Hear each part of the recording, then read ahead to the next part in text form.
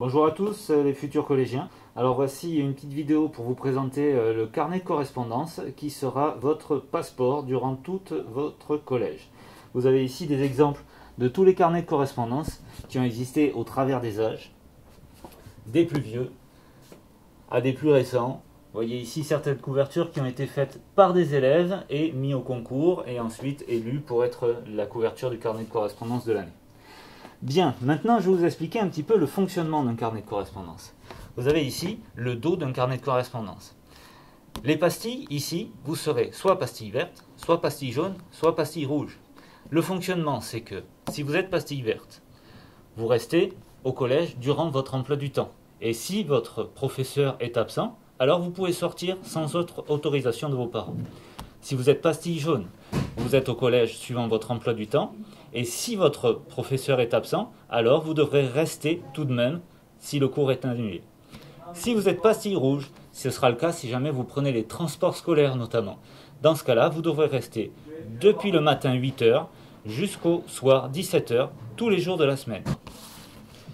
Maintenant, l'intérieur du carnet est constitué comme ceci. Vous avez une première page où vous renseignez les documents normaux, le nom, le prénom.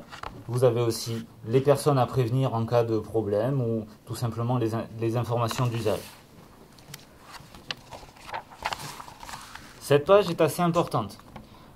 Le retour en cours. Lorsque vous avez un rendez-vous avec l'administration ou tout simplement que vous devez sortir de cours et ensuite y retourner, il faudra passer par la vie scolaire et faire remplir cette page-là. Cette page ensuite ici, ce sont les absences. Les absences, c'est à chaque fois que vous n'êtes pas en cours, pour une raison ou pour une autre, avant de revenir en cours, il faudra remplir une absence signée par vos parents, passer par la vie scolaire pour que nous puissions régler cette absence et que vous puissiez retourner en cours normalement.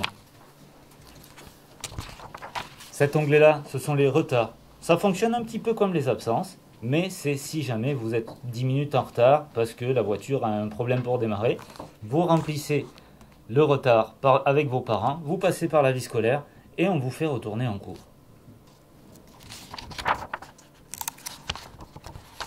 À cette page, vous avez le feuillet de correspondance. Il y a plusieurs feuillets et cela sert à tout ce qui est communication entre les professeurs, l'établissement et vos parents.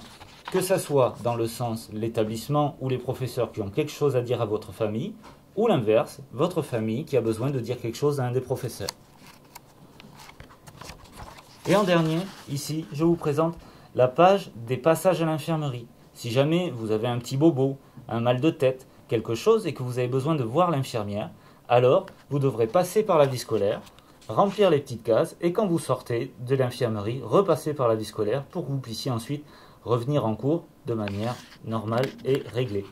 Voilà, cette vidéo se termine et j'espère que vous passerez un bon moment avec nous au collège.